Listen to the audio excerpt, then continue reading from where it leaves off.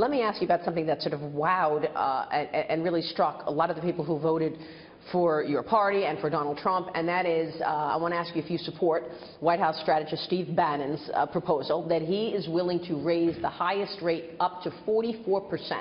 Is this something you support? I think the Trump plan that he put out, the president put out earlier in the year, fits our preferences. I think his rates were 10, 25, and 35.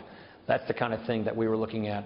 That's the kind of area where we have consensus. So the president's plan that he put out with Secretary Mnuchin and NEC Director Cohn, I think, are the areas we're looking at going. So are you saying that you would probably not support 44%? I'm not going to comment on something I don't even know about or haven't seen, but I have seen the president's framework on tax reform, which is what we're working off of. It just seems like, as a Republican, talking about lowering taxes, 44% for the highest earners is hot. That's what it is right now. Well, it's 39.6 for the highest. Yeah, you take away PEP and the Ps, and there's some other things you do with the Obamacare taxes, and the top effective tax rate for like a pass-through, 44.6%. Getting our rates down is what we're in the business of lowering tax rates. We're not in the business of raising tax rates. The point is, the president himself, with his economic advisors, put out a framework that we think really works. And then now on the business side, we spent the last 3 months looking at making sure that there's a viable alternative to a cash flow border adjustment tax that still allows us to become a territorial system, get our tax rates down.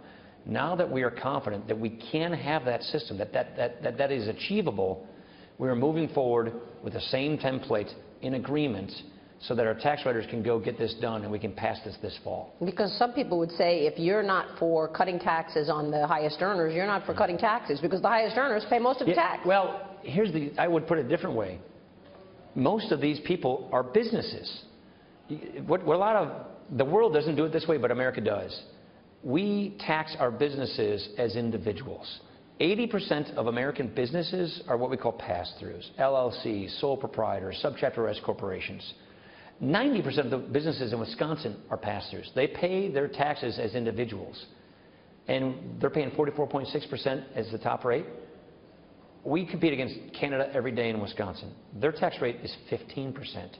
Ireland's 12.5%. England's going to 17%. China's 25% and going down. And as I said, the average in the industrialized world is 22.5%. So we've got to get these tax rates down, and we all have a consensus. Not only do we have a consensus on doing that, we now have a consensus on how we do that, and that's what's important here. That's the takeaway with this. How are you going to make sure that you don't encourage fraud in doing this? I mean, how do I know that an individual who's paying 44.6% is not going to say, oh, you know what, I'm an LLC, I'm going to start my own business because I want to get 15%?